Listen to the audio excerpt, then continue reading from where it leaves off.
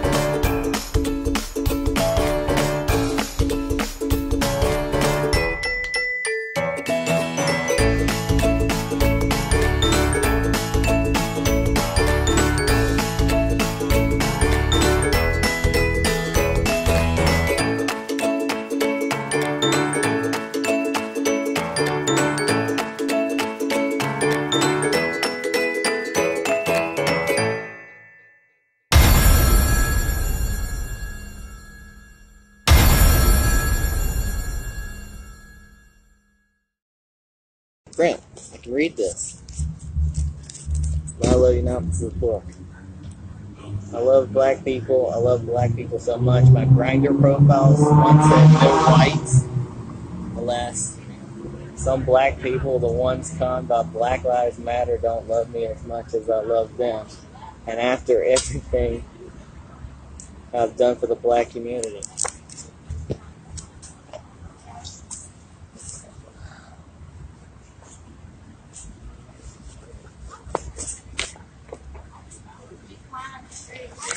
So, they got a problem with me now, they're going to have a problem with me. I know, that's probably the best one. Yeah. Response to King's claim that his mother had slept around with simple, take a DNA test.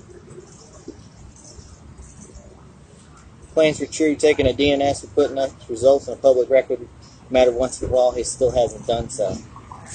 So we're going to move this, over. We're going to move this over. I should have smacked the fuck out on right now, y'all. Smack the fuck out on right now. Fuck Trump. Okay. Right now. But I ain't. So am I. Right now.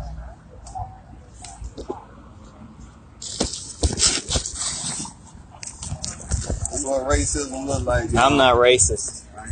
Hey, then make Trump America great again. That's what racist saying. No, it's not. That's all it is. Making America great again is all about for everybody. It's not a racist thing. Smack the fuck out you It's right not now. a racist saying. Because my biracial husband would come and smack the hell out of you, so, you know. Oh, yeah, he would. So, we're not trying to get in fights, so. You can put me. My name is Peter Boykin. Look me up on Twitter. At Peter Boykin, president of Gays for Trump. I'm not hiding.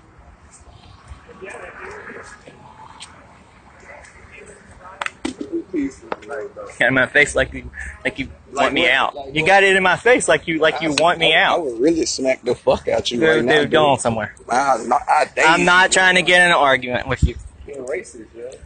I'm not a racist. I live in a multicultural neighborhood, and I have people who come to my door all day long. Fuck you, I'll smack you.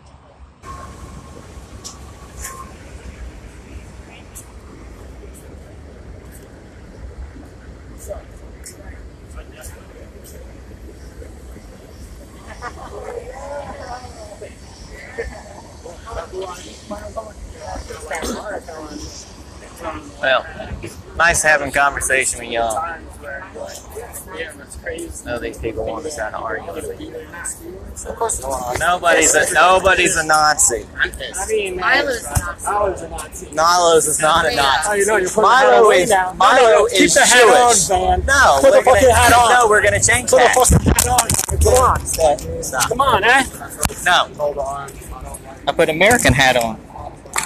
There you go. There you go. So what? It's America. But y'all can have your day. Enjoy. Yeah, no, we got our day. Whatever. We got our fucking day. Enjoy your day.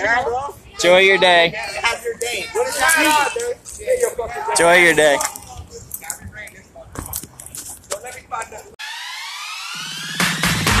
This is Maga one radio music. This is Maga one radio music.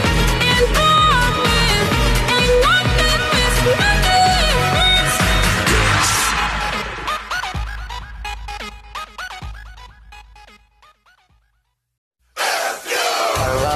Durham, I know just what happened. We find out next on Maga First News.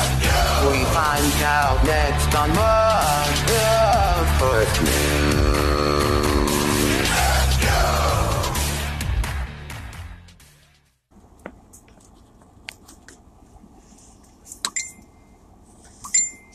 Folks, this is Peter Boykin. As you know, I'm from Maga First News, MAGA1Radio.net. And thank you for coming back to Maga First News. So, as we've seen this week, Durham, North Carolina, first it was Charlottesville. We can understand some of the tensions in Charlottesville, yes. It's not really good, and it's horrible when you've got the alt-right and the alt-left battling. But when you move into different areas, like you move into different areas, like when you move into places like Durham, there was no active rally in Durham. There was no active KKK. There was no active alt-right. There was nothing of that sort there. But what you had was a statue that was there since 1924. Yes, the statue did say the Confederate States of America. It did say for the boys in gray. Now, there's those that say that they were trying to somehow take over America or something like that. Actually, in there, and I'm not for the Civil War, and I'm not for the Confederacy or anything like that, but it said the Confederate States of America. And I explained to people, they just wanted to separate. Probably not a great idea. Told people it was not over slavery. It was over states' rights and everything like that. Slavery was a big part. Yes, it was. But like I told a lot of people out there, and I went out there to Durham, North Carolina, and checked it out. And before Antifa showed up, or Black Lives Matter, I spoke to a lot of people. We did a lot of red pilling. And we spoke, and they actually listened. And I listened to them, and I agreed with different points. There's a girl that said that a lot of the children at school think that racist things. They say racist things. I said that's a bad thing. It's not good to be racist. I don't celebrate that. We don't push that. We, for one, have to show that we can go out and we can have conversations.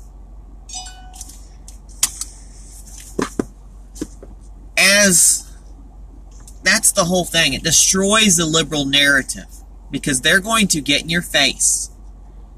They're going to try to fight you. They're going to try to get you to cuss at them. They're going to try to argue with you. They're going to paint you as racist. They're going to paint you as whatever you're not. They're going to paint you as a white supremacist. Because of the color of my skin, I am discriminated against. I'm white. Yes, the color of my skin, I am discriminated against.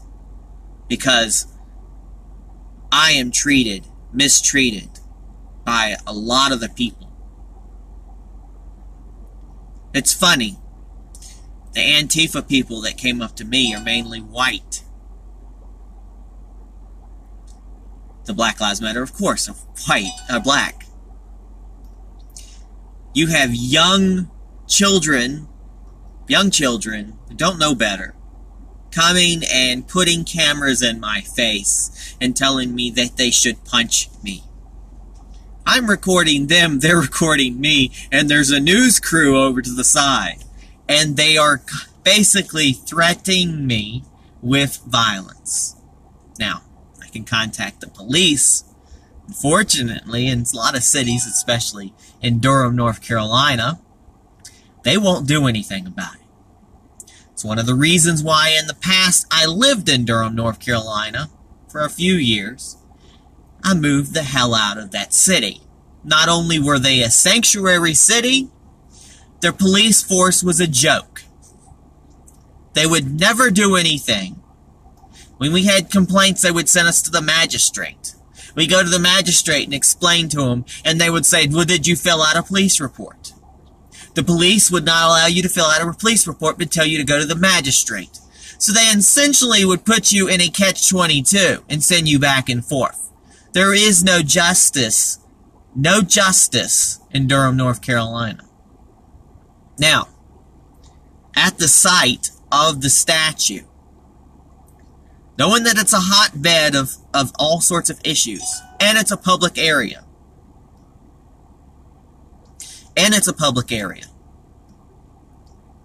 they had no police officers around and present. They could at least had to uncover, they could have had something there. There is a Durham police station right behind the building.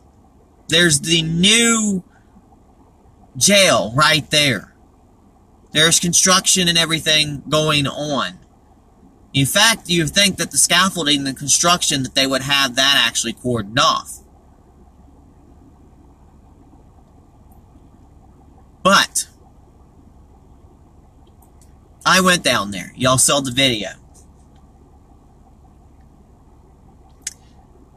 I walked up there, it was daylight. Kind of a little nervous with my blue bag here. Had one of my most precious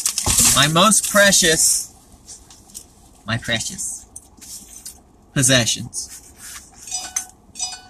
And that was this book, Milo's Dangerous Book.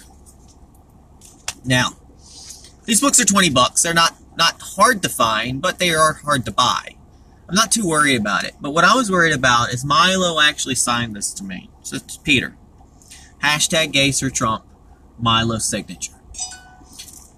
So it wasn't like I took a $20 item there. I was worried more about this book than I was worried about my body and my face. So, I went down there.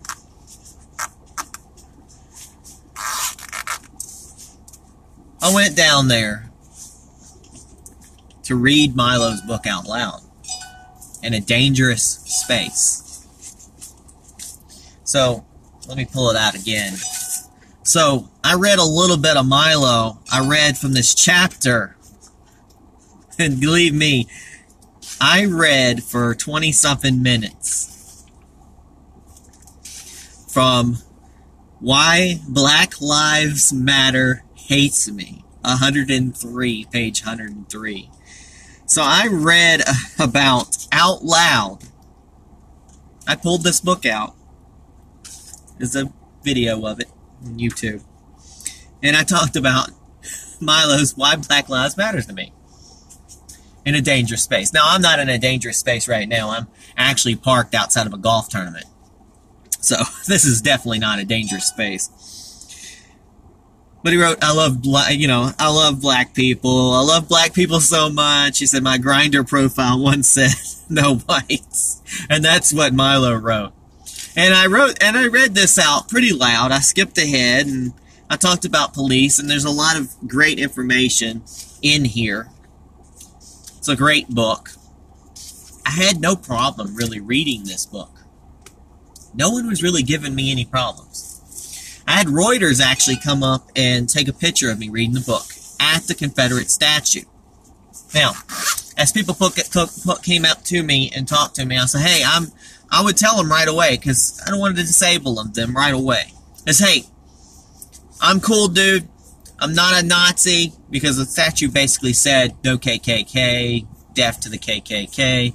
I would tell people, you know, try to disable them. Let them know right away, because, you know, they like identity politics, so I have to give them that identity politics. Because right away, they see the red hat that says, Make America Great Again. They see Make America Great Again. And what do they see is a so-called racist. So I'd yell out and go, look, take a picture. Some people are actually really nice. Black people taking pictures. White people taking pictures. I didn't go there for a fight. I actually went there just to record. I did a really good recording. I really had some guts doing that, folks. And during the daylight wasn't so bad. There was some news people there. They took some video. The news people actually kind of were looking the other way. They really weren't trying to record me. I wasn't there for them to record me. The Reuters guy took a picture. That's a great thing. I was doing my own media with Maga 1 Radio, Maga First News on the media. Okay? So I went there to do a dual purpose. So I started, you see me, I started on the steps and I took pictures of some of the signs. I went over the monuments that were there, and I've mentioned this before. The World War I monument. The World War II monument. There's a Korean War monument. There's a Vietnam memorial. On the other side is a flagpole.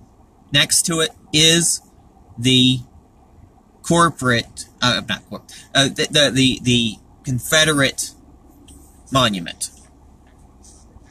Now, there's a lot of space on that monument. They could have changed it to the Boys of Gray and the Boys of Blue, or they could have changed it and turned it around. There was a blank side that they could have turned around and said that was for the Civil War monument. I think that might have been the best way that they could have done it.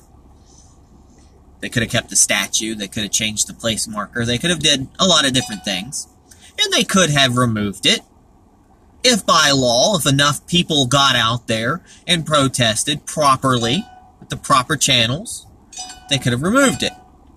And I agreed with a lot of the people. Yes. Yes, that monument can seem to be offensive, but it's an inanimate object. It's been there. Like I told the little Antifa girl, the little red-headed Antifa girl with the black bandana over her face like this.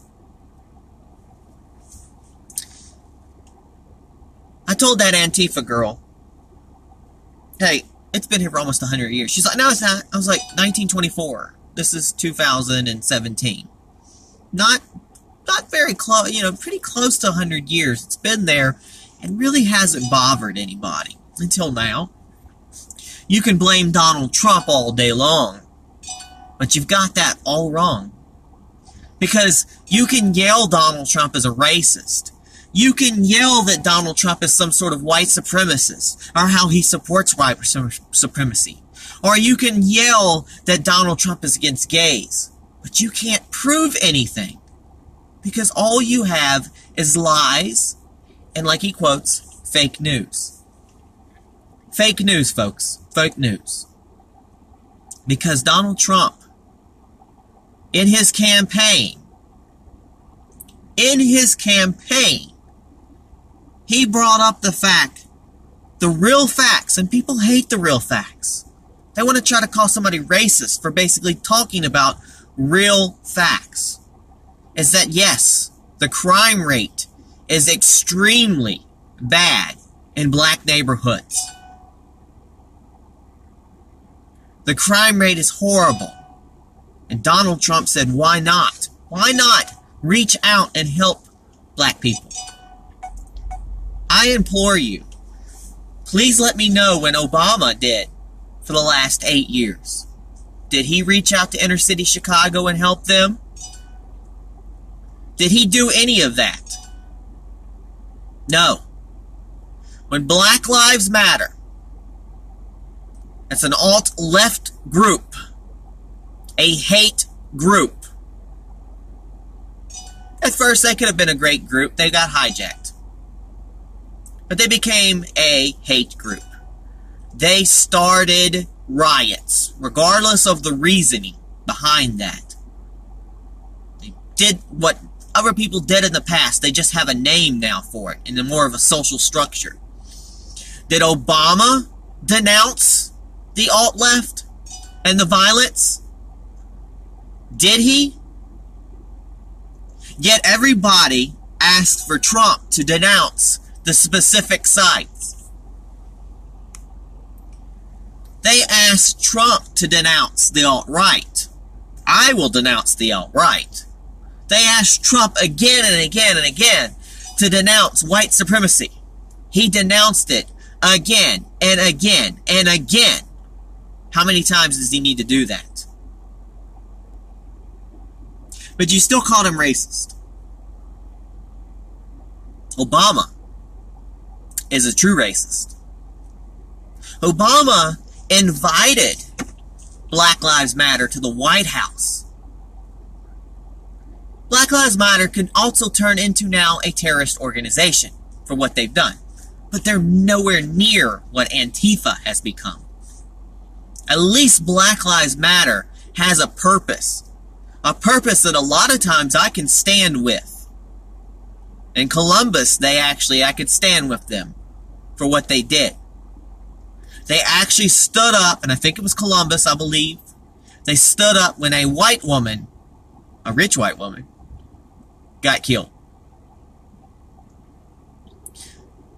And they would say, shut it down. Who's going to do it? Shut it down. And I agreed with them at that point. Because a lot of times, some of Black Lives Matter is a good thing. But at the hands of the wrong people, any organization can be turned toward bad things. We've seen that.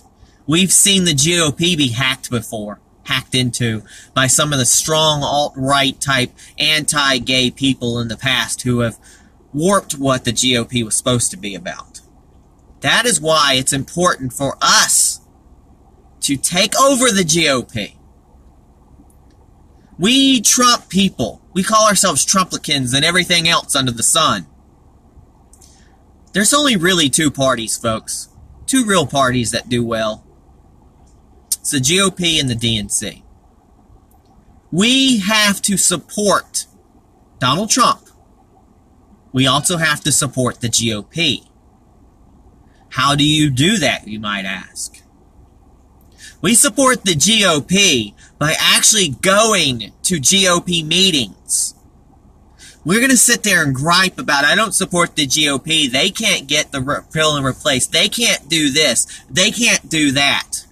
Well, remember, folks, we're having the GOP trying to do this stuff, regardless of the swamp, the deep state, whatever that is.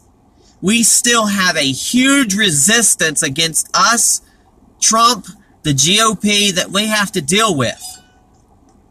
Now, we're going to gripe about repeal and replace. Yes, there's inner squabble between the GOP on getting that done. But why is that? Because we've been trying to do some sort of health care bill for many, many, many years with many different presidents. Because it's very, very hard to get something right, to get something good. Because health care is a giant money-making, procedure in here. They have a lot of hands in a lot of things. But when it comes down to it, Obamacare, remember, Obamacare was passed with like that, hey, let's pass it and find out about it. And guess what? It's failing. Now, if we go and repeal completely, we just get rid of Obamacare, then we don't have health care for people. Now we have to repeal and replace. It's not something that's going to happen overnight. I know Donald Trump wanted it to happen overnight. But don't fight, don't fuss with the GOP because they did not pass it. Because there was squabble. Because of the laws. We got to think that the GOP actually is working to try to make a perfect bill that will be able to be worked with. We want something that when the Democrats try to take over again, they don't go and try to repeal that. So we have to do something. But we have to gain. We have to join in.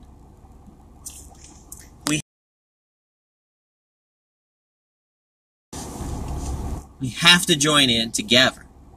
And we have to support the GOP. How do you do that? You don't have to do it financially through a big donor. I mean, I don't donate directly to the GOP. I donate to candidates. Now, every single one of you in your small district, you have a GOP. Go to your GOP meetings. Go to your GOP meetups. If you happen to be a gay conservative like I am, go to your local GOP. Join. The only way you can defeat terrorist organizations like ISIS, I would hate to say Black Lives Matter, but Antifa, is that we go locally to our GOP and join. So, everybody can do rallies. Rallies are great. Rallies are wonderful things. I've said multiple times, rallies do well. But we must do well at home. We have to support our local GOP, our local governor. We have to support them. We have to expel those that don't work well. Here in North Carolina, there was some GOP, really bad GOPs. Really bad GOPs that were anti-gay. And what did the local GOP do? They actually said, hell no, we're not dealing with that. You're not part of our GOP. That's what we got to do, folks. We have to involve ourselves with it. We're going to talk about the log cabin Republicans a little bit. There is a lot of good log cabin Republican groups out there. So Milo was right. And I don't want to have bad blood with the log cabins. And I've talked to them multiple times, and some of them work really well. But Milo has said that they have become ineffective. Why are they ineffective? They believe in inclusion within, but the GOPs that I've dealt with, in the log cabins that I've dealt with, they like to do a lot of partying, but not as much activism.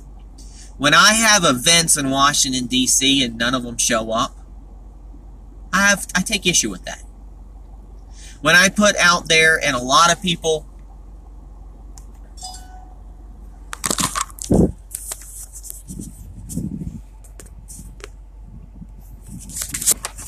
when I see a lot of people out there, a lot of them,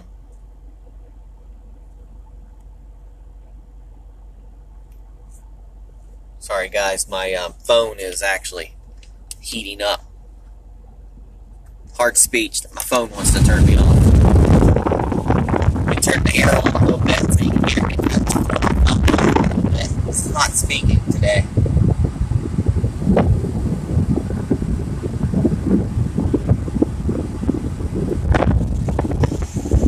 So again, folks,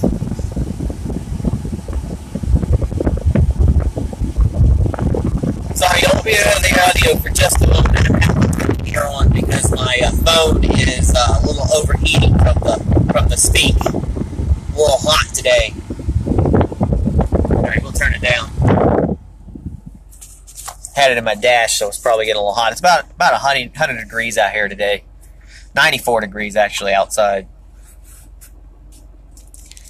If anybody's watching this on Periscope, and I'm pretty much ignoring them, there's a lot of anti-Trump people, a lot of really bad speakers that are like, ooh, a Trump supporter, ooh, this, I hate that. You know, I'm blocking them when I can. I don't like to block everybody, but the main thing to do is ignore them. Because they will go out and they will try to pin us as racist. They'll try to put us in the fights. Because you know what will happen. When I was in Durham, North Carolina, when I went to Durham, North Carolina, at that statue, they were itching. They were itching to record me fighting Antifa or fighting Black Lives Matter. That's why the news people were there. They weren't doing anything. They were waiting for me to throw a punch, because I guarantee you, that is what would have been on the news. Trump supporter beats up Black Lives Matter. Trump supporter gets in a fight with Antifa. What I did, I was by myself, folks, by myself. I'm going to toot my own horn on that. I can't grasp what the hell I just did, because I put myself in danger. Wrote a dangerous book in a dangerous place. I hope you recognize that I did enter the contest. But at the end of the day, I went out. I proved the mainstream media wrong. They tried to say the Klan was coming. The Klan didn't come. A little what? You know, people were riding down the street yelling out N-words, yelling out bad things. I did not like that. That does not help. It does not help matters. Those people are not representations of the Trump community. They're not. I wanted to be more of a representation of the Trump community, the GOP. Like I would tell people, I'm further from racist. I have a multicultural neighborhood. I have a biracial husband. I'm gay. I'm for gay rights. I'm also for the conservative GOP rights. But I went out there. I'm for peaceful speech. I went out there, read my book.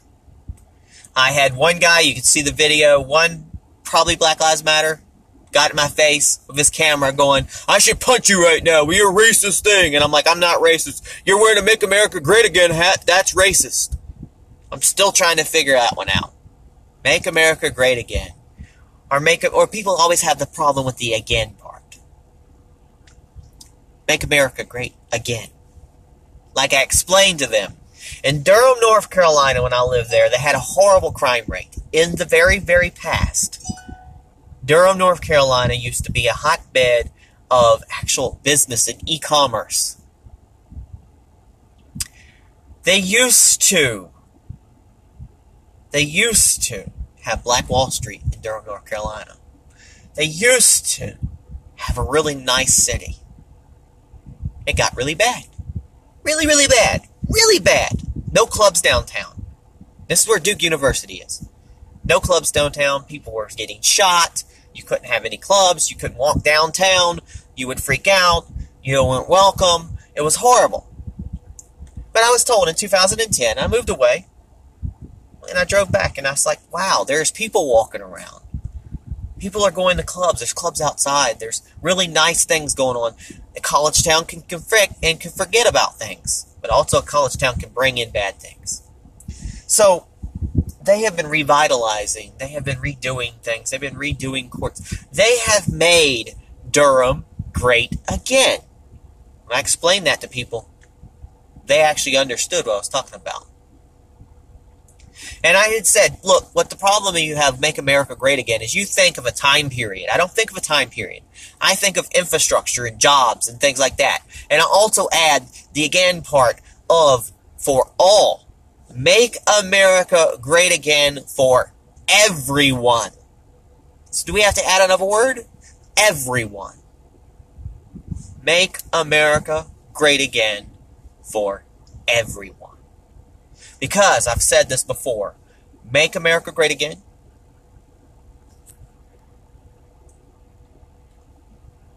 equals we get America great, we can make the world great again. And that's Maga, make the earth great again. People turn to us in America. We're the one great nation that we have in this world. Without America, I ask you as an American, think of the world without America. how horrible this world would be.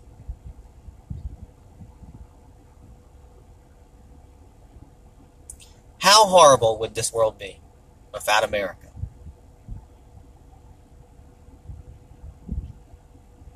That's what I want to ask you. Now, you want to say Donald Trump is racist because he wants to make America great again? That doesn't make any sense, folks. It does not make any sense. We make America great again by not being racist, by being inclusive for all, by listening to each other. We listen to each other, we speak to each other.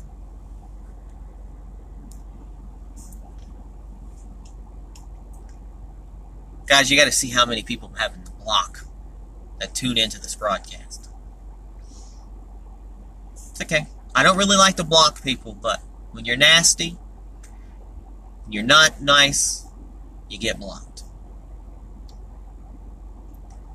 True Trump supporters are not nasty. When I would say that I don't know too many broadcasts where we as Trump supporters go in and get really nasty.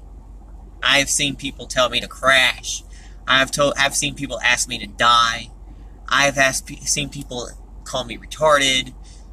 I've seen all sorts of crazy things. This whole gays for Trump is like Jews for Hitler. Yet I've already proved that. There's a video out there. Watch it. I've proven that. I've proven that there's gay Trump supporters. I've proven that we're not Jews for Hitler. I've proven what I need to prove.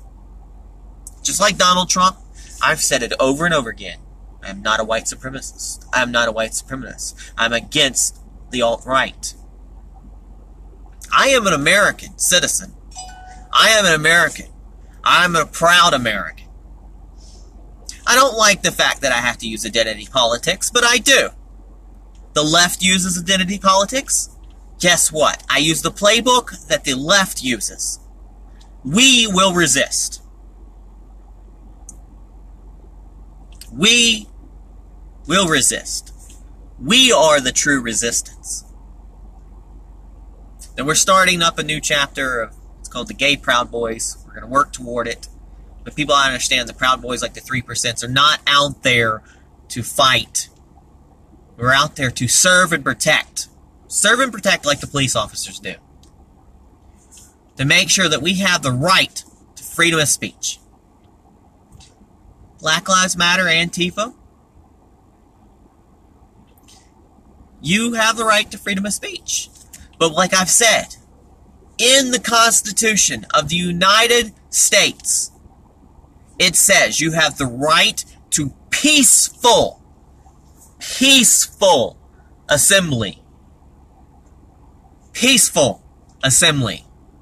You don't have the right to freedom of speech to beat people up, regardless of who you are. Alt-right, alt-left. You have the right to peaceful assembly. In Charlottesville, they had the right to peaceful assembly. Antifa had the right to peaceful assembly. Black Lives Matter had the right to peaceful assembly. They have to keep them separate. That's what the police and National Guard were supposed to be doing. That failed. Yes, Antifa does not know peace. Because Antifa is a terrorist organization. Antifa is a terrorist organization. I urge everyone, there is a petition on the White House website where you can sign. And according to the White House rules, 100,000 signatures within 30 days. Within 30 days, then the president has to answer. Antifa is a terrorist organization. When I went down there, basically it played out in Durham, North Carolina. I went there during the daylight, about an hour beforehand. I recorded the statues. I went there the day before in the middle of the night. Wasn't so bad. I didn't go where Trump had and everything, but I went out there and I showed the monuments. I showed what they did to the monuments. The first day they tore down the statue. It wasn't even a person, pretty say. It was just pretty much a statue. It could have been a Civil War soldier of Union or Confederate. But they tore it down.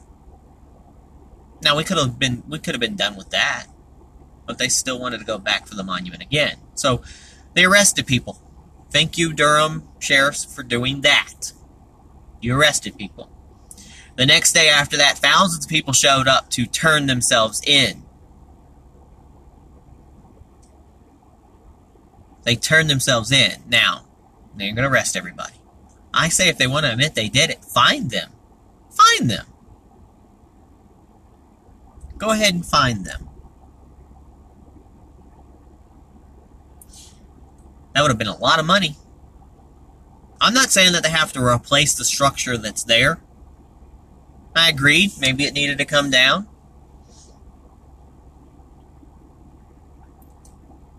But at the end of the day,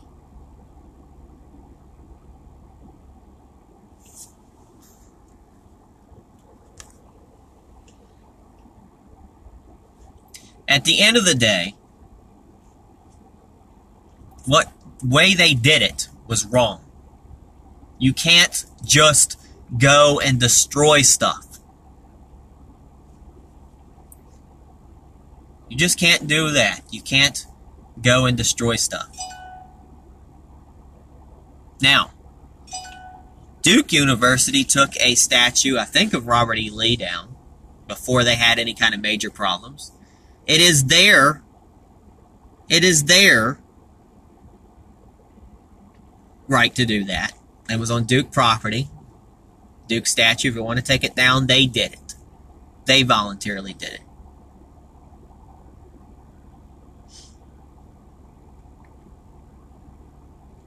So I'm fine with that.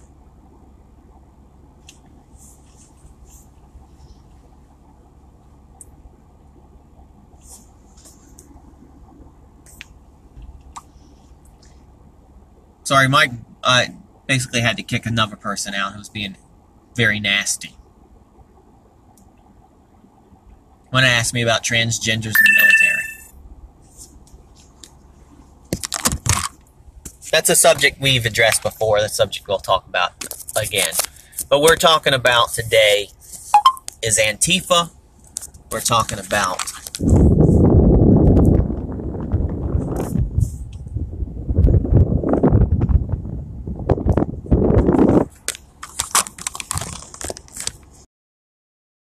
we have the same people kind of coming in over and over again on the broadcast trying to cause problems. I'll keep blocking you. But what we have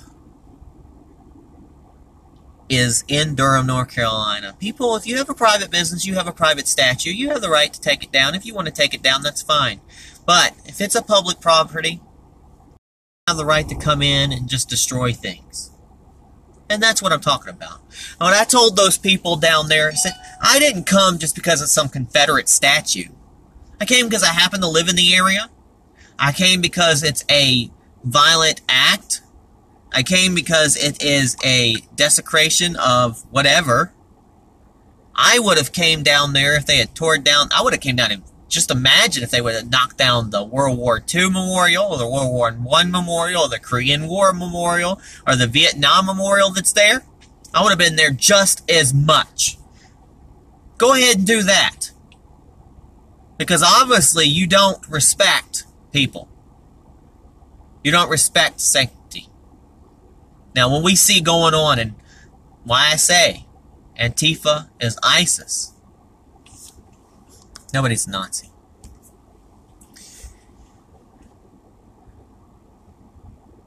We see as Antifa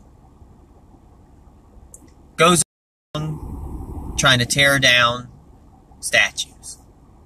Antifa goes around and desecrates memorials and where people live and people die and where people are buried. You turn on the news, guess what? We see ISIS doing the same thing. We see them going one by one, tearing down statues they don't like, decorating graves, and causing issues. And that is what Antifa's doing. Antifa is a terrorist organization. And what gets me is Antifa is full of liberal gays. Liberalism, especially liberalism LGBT people, are scum. I'm going to say it. As a gay man, I denounce liberal gays that are into that. Not all liberal gays are like that. I'm not against people who are liberal. Like I told this person, I have no problem with you doing a protest.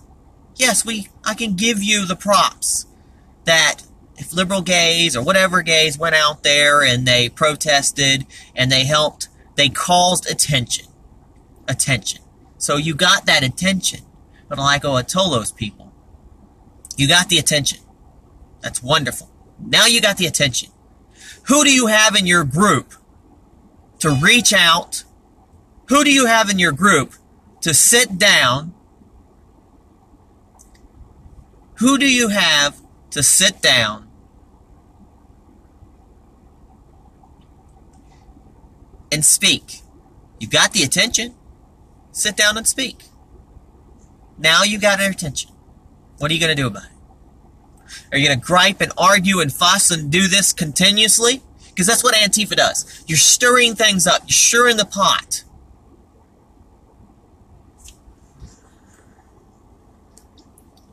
And what I did is I read that book on the statue. I read that book on the statue. Then I put the book away. And I walked down and I talked to some of the people who weren't bothering me. Some people took pictures of me. I would tell them I'm not racist. You know, I don't like the statue neither, but I don't like what happened. I had a good conversation. A lot of this was recorded on Periscope. Some of it got missed. Some of it got messed up. Edited some out. But I went to report. And I went to listen to people and talk to people. And there was a good group of 10 people or so there that I spoke to. A guy actually holding a stick. You know, I'd be afraid of this guy. He's holding a flagpole stick, you know, of anything. But, you know, talk to him. He even came to me and said, look, I don't believe, and I had it on camera. He says, after this guy basically tried to assault me, he walked up and he said, hey, look, I might not agree with 99.9% of what you're saying, but I'm glad you came out here to have a dialogue because you can't block people in real life. And like I told him, I said, yeah, you get on Facebook, you get on Twitter, and what do? You get blocked. You can't have a conversation with people. And the problem with it is, just like the right and the left, the Democrats, the two-party system is there for a reason, so we can talk things out. If there's an issue, we can talk things out. But we both have to have an open mind. We have to speak. They listened. I listened. We contributed with each other. I expanded my knowledge. Hopefully they expanded their knowledge. Maybe they got red-pilled a little bit. Maybe I got blue-pilled a little bit. But at the end of the day, I got to speak with people. Everything was clear and cool and calm and non-violent. Nobody was calling me a Nazi or anything like that. We actually talked about issues. I enjoyed that. That's why I stayed a little bit later than I probably should have technically stayed. Got a little darker. Then the little red-headed Antifa girl, she came with a little mask over her face. And she's like, Milo Yiannopoulos is a Nazi. You're a Nazi. That's a racist hat. But she would not listen. She would not listen. And then when I bested her, what'd she do? Get on her little phone. Didn't pay much attention to it. There was news crews there, so I wasn't too worried about it. Figured, you know, if something went on, at least it's recorded. I've got my Periscope. Again, I said the only thing I was worried about was my book,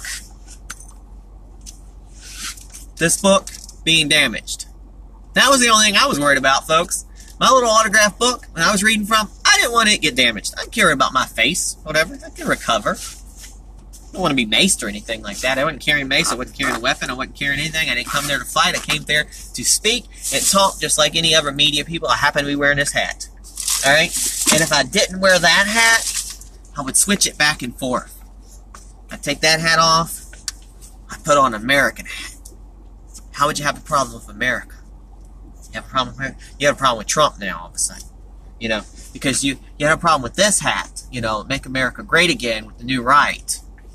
But then you'd have a problem with this, you know, American flag hat because it says Trump on it.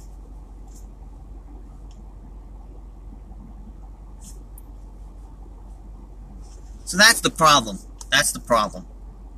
So I switched hats or whatever needed to be switched or whatever. So I wore this hat. I wore this hat. I'm a man of different hats. Wear different colors. I wasn't too worried about it. So I was talking there. You've seen the video. It kind of got cut off a little bit. So I turn around after about 20 minutes of talking to these people, having a great conversation. Got a little darker. I turned around. There's another Antifa guy. It's a guy this time. Probably another gay guy. About my size. A little bit bigger. Definitely another little redheaded, another little gay lesbian or whatever came up there. And she, you know, she brought her little friend to come up there. Maybe a couple little buddies. It's hard to tell. They started yelling out things like fuck Trump. Pardon the language. Nazis and everything else.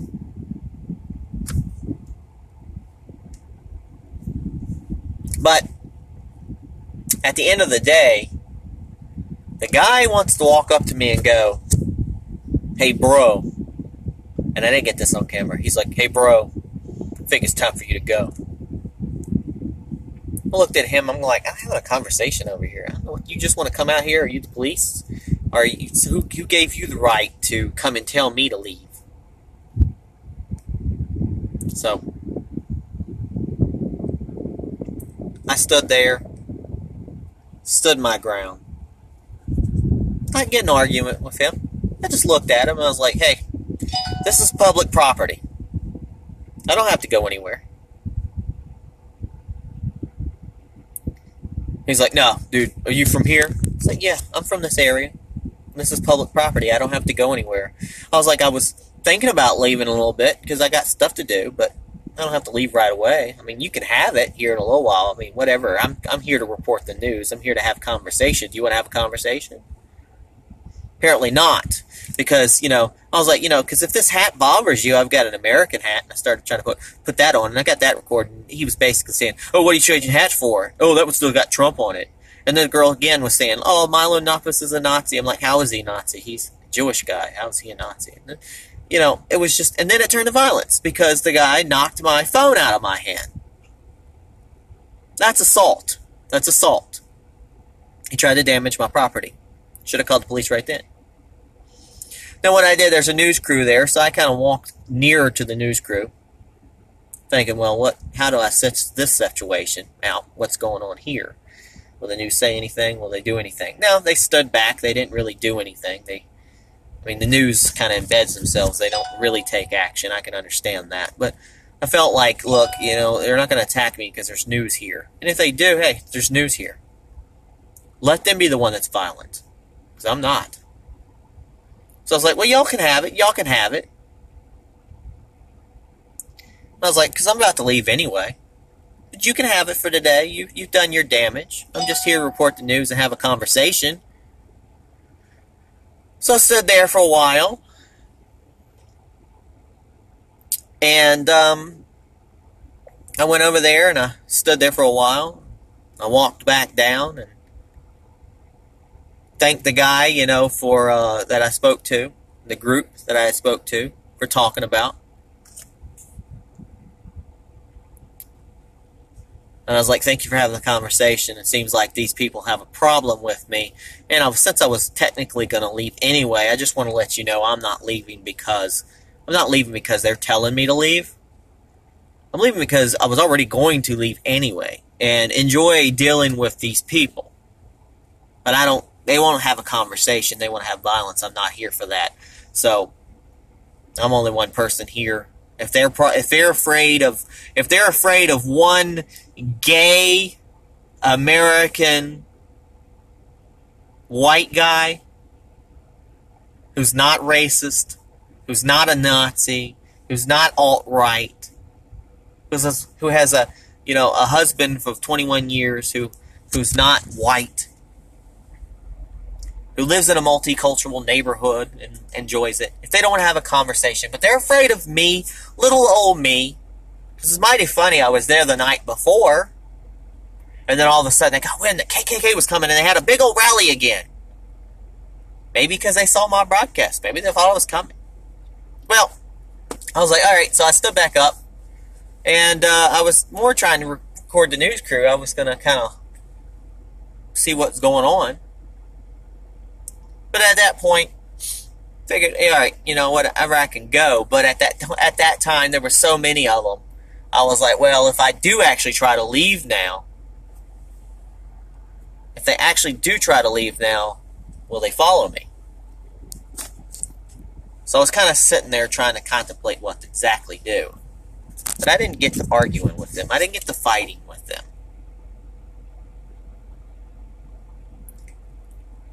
Then one threw a water bottle at me, or water or something at me. Now, some people might want to try to attack or argue or something like that. No, not me. Again, I've said this before. I'm there. I'm there for the right to peacefully assembly. Even if it's one person. And they want to get there and they want to have a conversation, fine. But they didn't. They wanted to throw stuff at me. They wanted to knock my phone out of my hand. But I stood my ground. Well, you know what? For the boys in blue, I called them. The police. Again, this is an area that's been a hotbed of all sorts of issues. You would think a police officer would be there. No, got on 911, called the dispatcher. I had to tell them what's going on. I had to try to explain to them where I was. Told them what corner I was at. Stayed on the phone. They said cops are coming. And they're asking me, oh, did they have weapons? I'm like, well, they have their hands. That could be used as deadly weapons. So they threw something at me. They knocked my phone out of my hand. So then what happened? I had to stay on the phone. So then, up towards the news crew, these guys come. They want to come over toward me. And I was like, y'all can stay away from me. I was like, I'm not here to quarrel or fight with you. Keep your distance. They were like, oh, where are you on the phone with? Trying to get your buddies? You trying to get your clan or whatever? I'm like, no, I'm not for the clan. I've told you that. Who do I have on? Who do I have on the phone? I have the police on the phone. And they're coming. You can talk to them.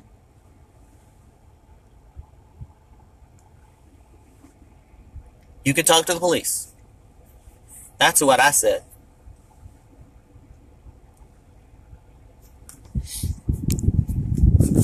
So what happened?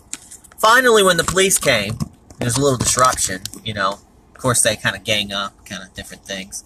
The police come, like anytime, Durham, North Carolina ain't doing anything about it. They come in a whole bunch of mess, oh, we're thinking some action's going on. Did you get hurt? I was like, well, I just basically want the police to come so I can actually, we'll break it up. I think they should have broke it up everywhere. I think it should have made everybody leave, disperse for a while. But they came. We talked. I pointed at the guy walking down the street by himself. I said, that's the guy. That's her partner right there.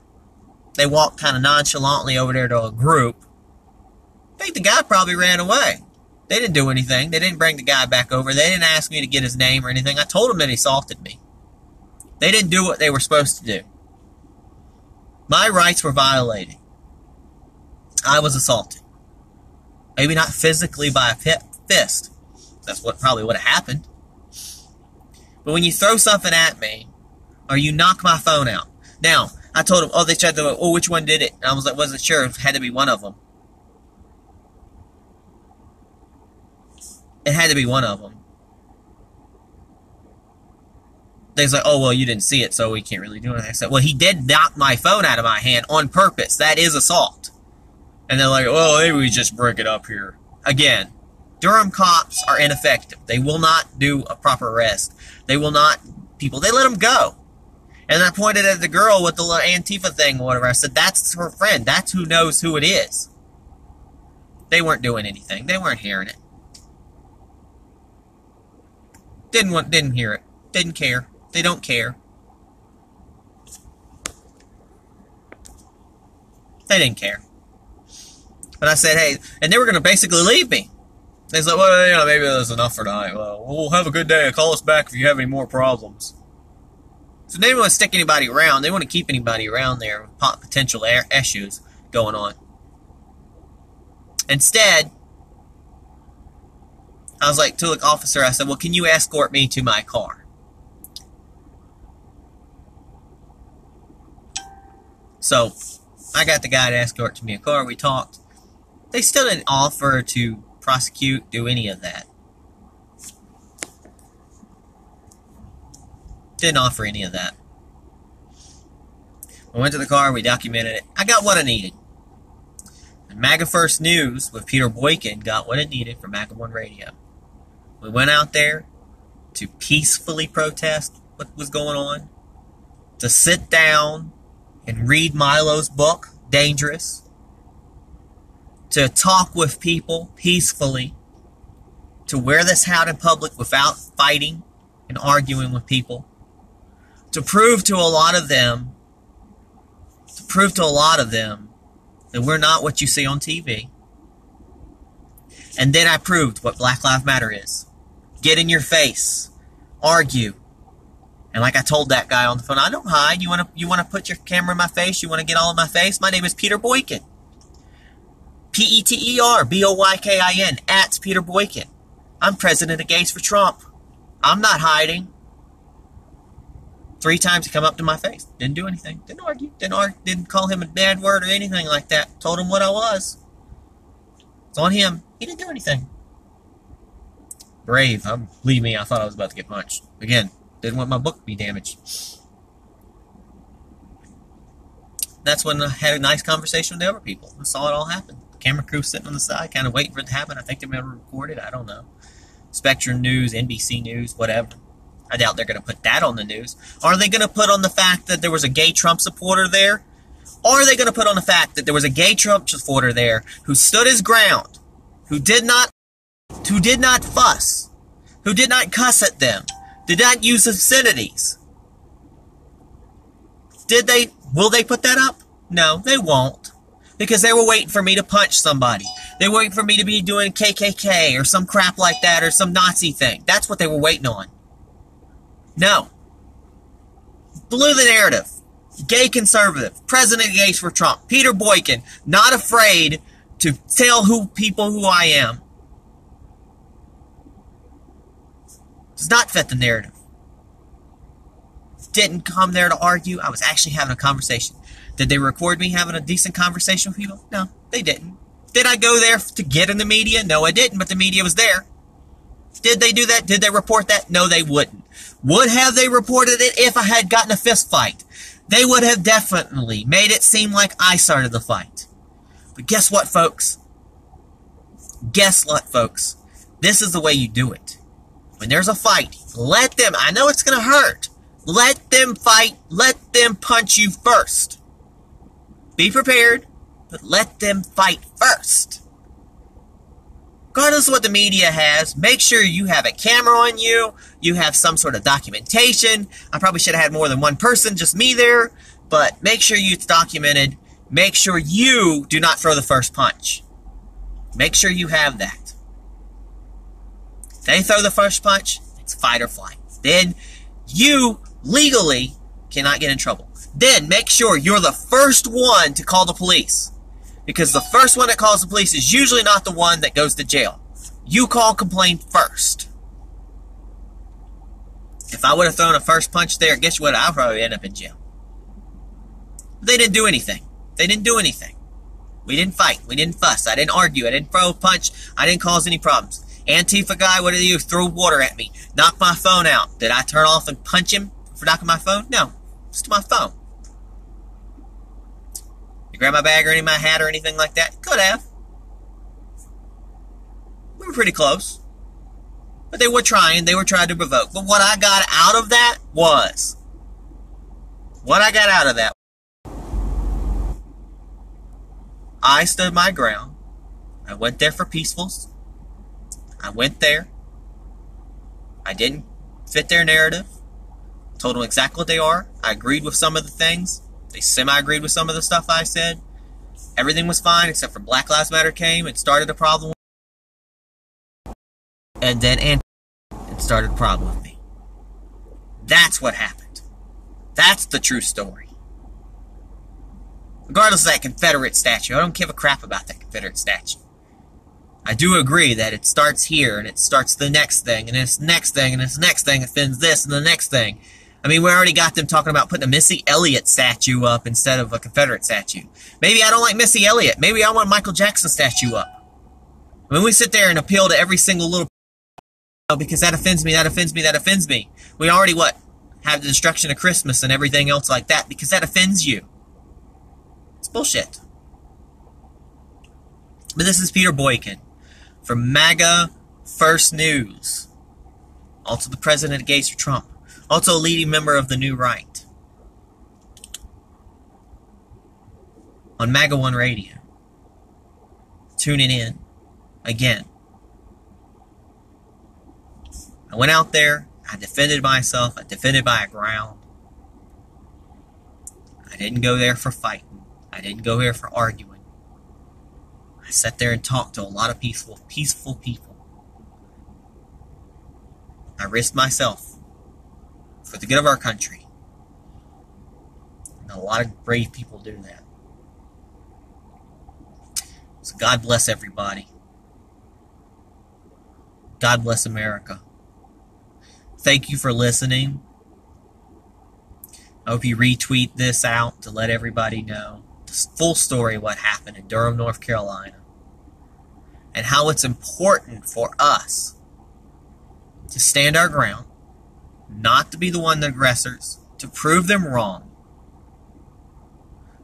We need to go out. We need to go out. We need to go out. We need to get in a large group like they do. But we need to have our rallies. And we need to make sure that when we do these rallies, we need to make sure that when we do these rallies, that they're done properly. These rallies are done properly. As many cities as possible, because we can break up Antifa. But we don't engage. Don't engage. We urge the police to do their job and keep them separate, but we also give them the right. They have the right to freedom of speech just like we do. Peaceful speech. Peaceful speech. Peaceful.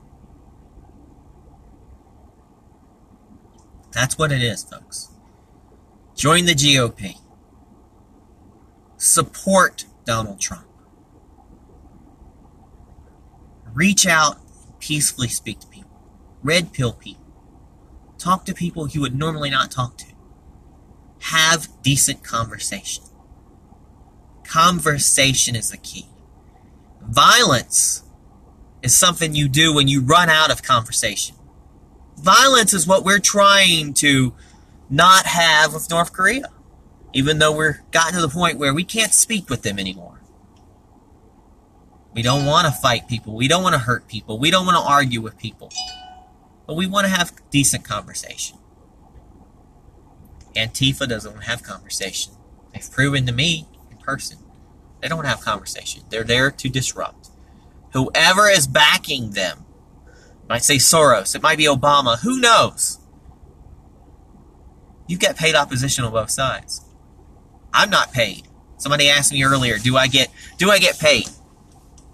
No, the only way I make any funds, folks, is I basically work my regular jobs. I do odd jobs. I try to do what I can. I run the radio station. The radio station costs money per month. They wrote, I think I've got gogetfunding.com/MAGA.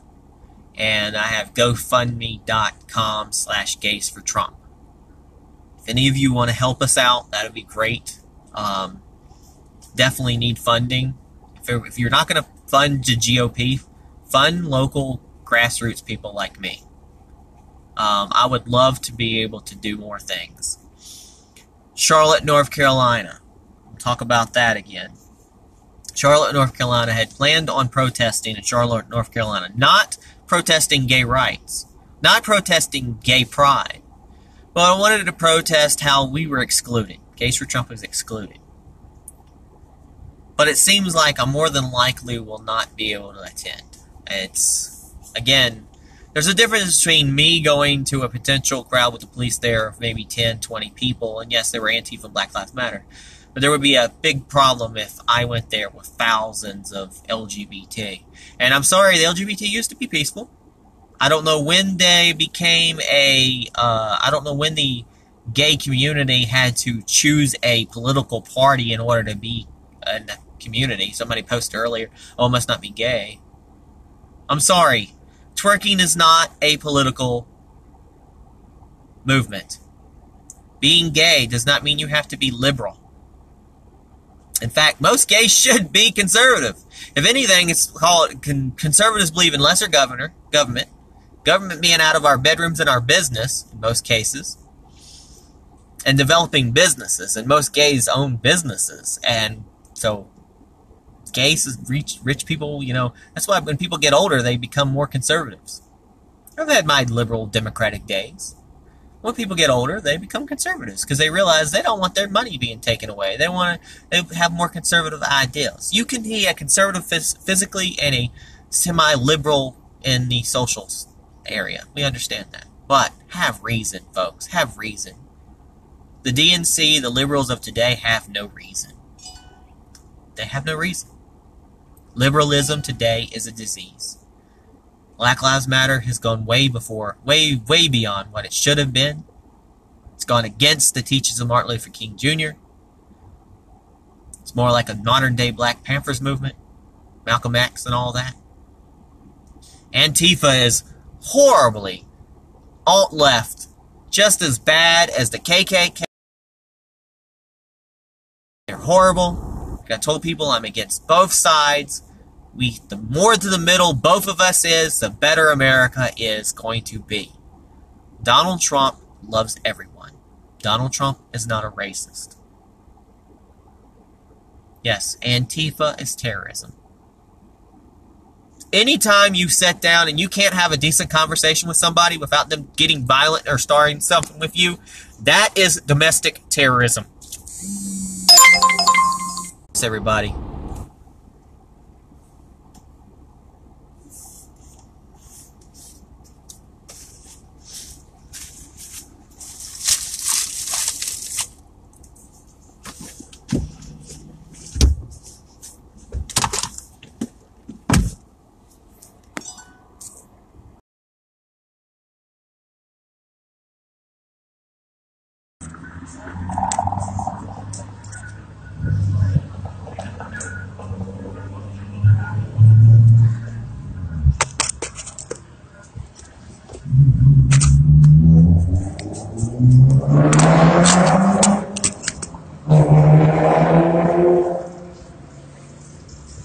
See the sign?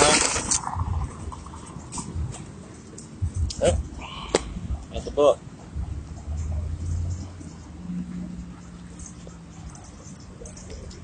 That's a good chapter here.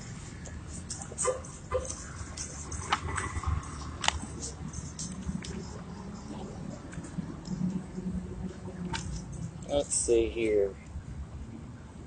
Chapter 5, Why Black Lives Matter Hates Me. Big print. I can read this. But I love you now for the book. I love black people. I love black people so much. My Grindr profiles once said no whites. Alas, some black people, the ones con about Black Lives Matter, don't love me as much as I love them. And after everything I've done for the black community.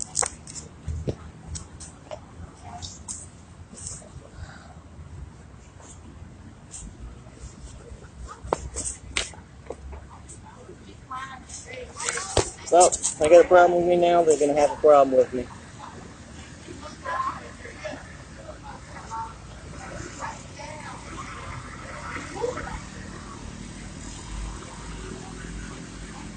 Really, Black Lives Matter should be thanking me. In August 2015, I published a story of Breitbart highlighting the extraordinary case of Sean King, who was claiming leadership as the movement, as were Joneza Elsie and DeRay McClinison. King claimed to be half black, born of a black father and white number. However, a close examination of King's family tree by blogger Vicky Pate revealed a shocking truth in King's birth certificate.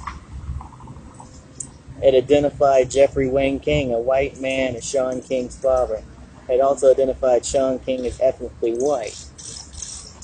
That's right, a self-appointed leader of Black Lives Matter who attended a historically black college on an Oprah Winfrey scholarship targeted at disadvantaged black kids had, according to his birth certificate, a white mother and a white father. As more than 2 days after reported to the questions about Sean King's background, King tried to ignore the issue, blocking people on social media who brought it up and refused to answer media questions despite massive international interest in the story. Finally, in an article for the left-wing blogging platform Day of Coast, he delivered the only argument that had a chance of getting him out of the scandal, and his mother had an affair with a light-skinned black man, and man King could not name. A better chapter than this. Let's see. Oh, that's probably the best one. Yeah. In response to King's claim that his mother had slept around on simple take a DNA test.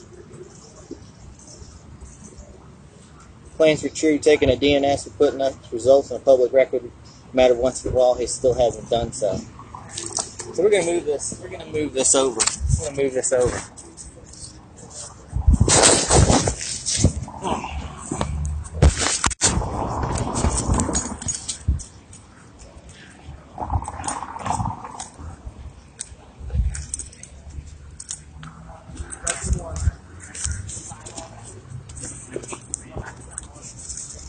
Don't worry, I'm not in a Klan.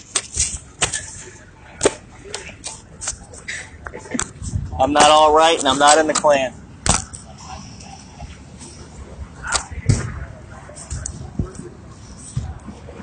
You don't mind if I get a photo? Go ahead.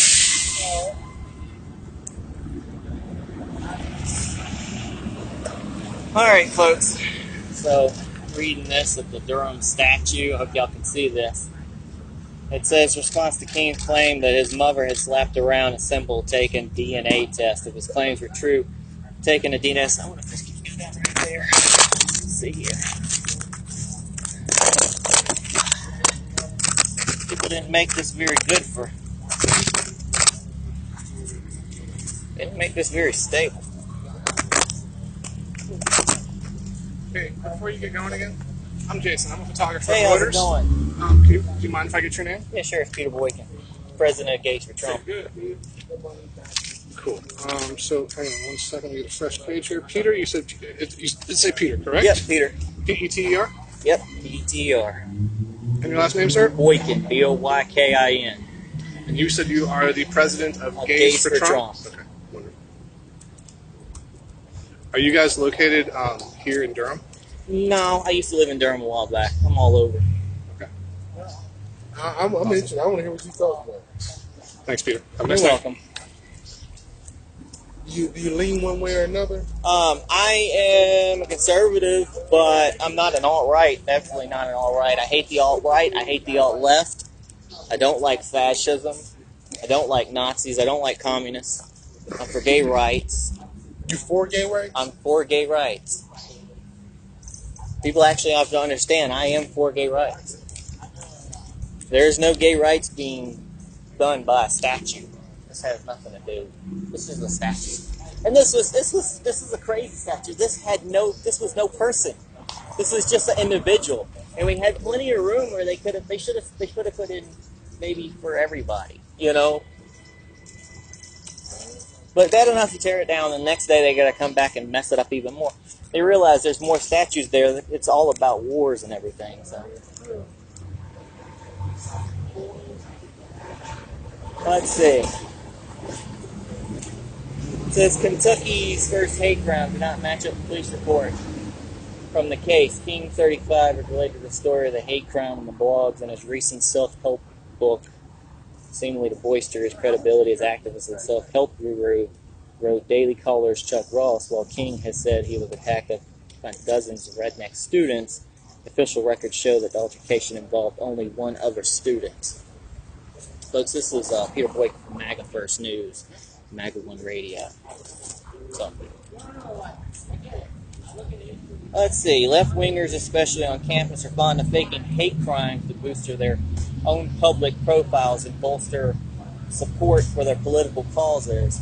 But King was doing far more than that. He was using his position as one of the unelected figureheads of Black Lives Matter to drum up sympathy and ultimately line his own pockets. And in America, where victimhood is the currency, it's highly profitably oppressed. King's story is mirrored by the fact that Rachel Dolezal, aka Nishich Amara Dolerlo, or whatever, who built a career in the NAACP by pretending to be black. After she was exposed, Dolezal claimed she identified as black. Months before the Dolezal story broke, I joked that after transgender people, the next frontier of left-wing identity politics would be transracial. I didn't expect to be proven right so soon. Unlike Sean King, Dolezal did not attempt to convince anyone that she was ethnically black. She might have succeeded had he done so, but she didn't. And as she had attracted huge volumes of hatred for Black Lives Matter in return for her honesty, I felt sorry for her. More than anything, her case is ridiculous, and I was happy to ridicule it, but it's also sad. Sad but not surprising. The left had made victimhood prestigious, profitable, and in some respects most rare. Even with all the legitimate problems faced by black people in America, it makes sense that some people would pretend to be members of the race to reap the attendant rewards. Folks, again, this is Peter Boykin from Maga First News, and I'm out here reading Milo's book, Dangerous, in stores and online right now. So, the police protect black lives. Okay, well, that's kind of makes sense. There's malicious, violent force in America that seems to kill only black people and ignore whites. Its presence can be felt in every city. In some areas, this threat means black people cannot walk the streets without fear of being shot. This is one of those cities. It's gotten better, though. The force isn't the police. It's the inner-city gangs who are primarily black themselves. The numbers are indisputable, and yet just for printing them in this book, I'll be deemed a racist. And for reading this book in front of this statue, I'll be deemed a racist. God damn, bro. Damn, that's terrible. Come on, bro. It makes you want to use the Sharpie. Native American. Well, they used something that they could take off. There wasn't any Klan here. I'm glad it wasn't no Klan here, that's for sure. I'll have to be on the same side if it was the Klan. Ugh.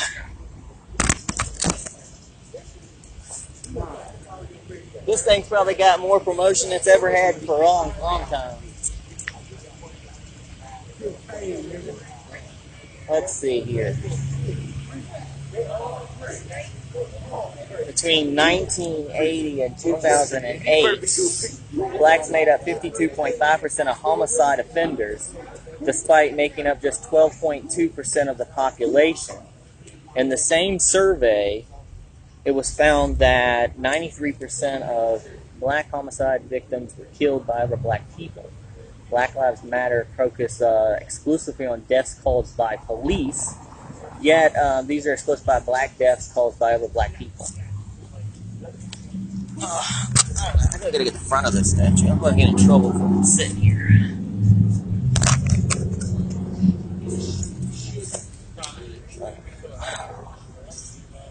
Much different during the day. Alright, so let's see here. 2014, there were 238 black deaths in the hands of police, a number sensationally reported by Raw Story as more black deaths than on 9/11. By the same year, there were 6,095 black victims of homicide. Homicide. I keep saying homicide. More homicide victims than any other race. This double 9/11 death toll for all races.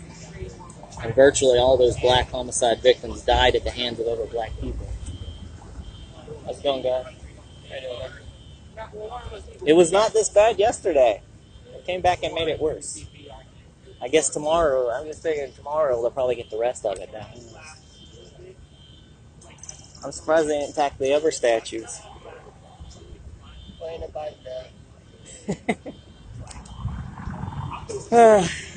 The dynamic gap between deaths at the hands of police and deaths at the hands of other black people raised the question of it was just a random soldier. It wasn't like it was General Lee or any of these people. I mean, it was just a random guy. You can barely tell who it was. I lived here years ago, never noticed this thing. Never noticed it. Yeah.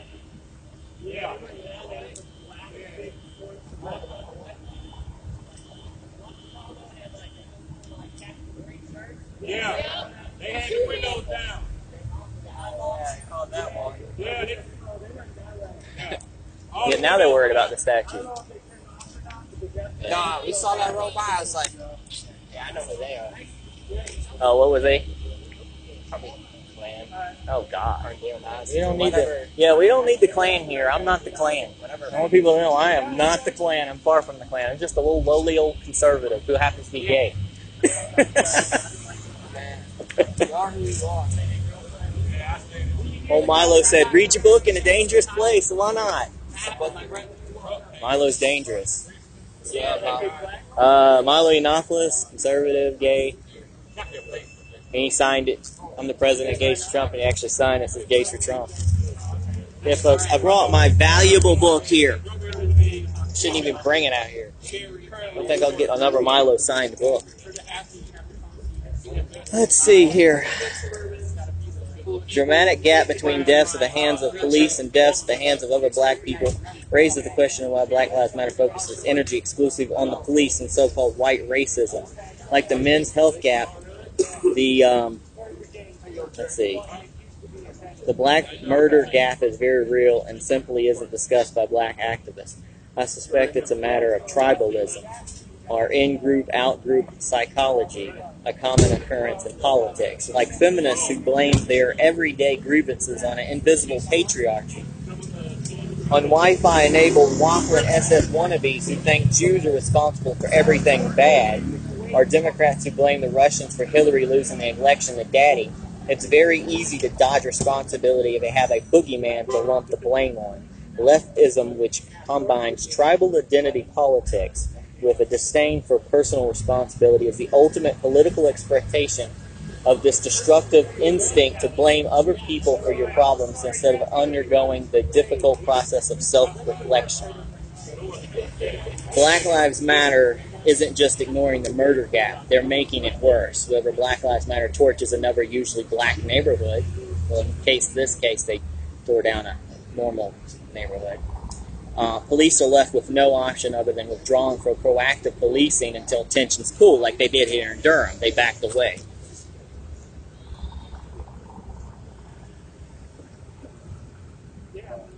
Pause here just for a moment. Yeah, I saw it on the news. Yeah, then I realized how close it was.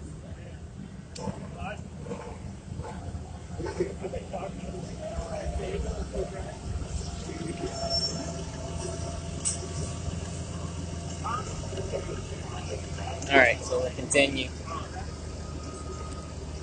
Alright, so Black Lives Matter isn't ignoring the murder gap, they're making it worse. Whether Black Lives Matter torches another usually black neighborhood, police are left with no option other than withdrawing from proactive policing until tensions cool. That means fewer patrols in black neighborhoods and fewer stop and searches of black people, which would save black lives.